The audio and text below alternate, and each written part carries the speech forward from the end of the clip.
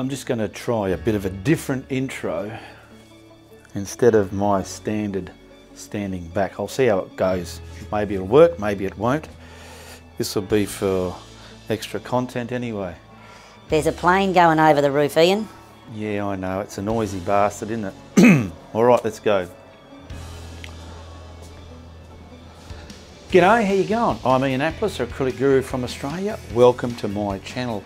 What I'm going to do is just put the size of the canvas up there, and also I want to get right over there the colours going up the screen. That's what I'm going to use in this tutorial today. Now this tutorial is going to be something exciting. You know why? Because it's a piece of art.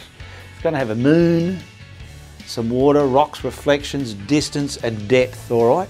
So get on all the way over here and I want to show you what I've laid out on the canvas.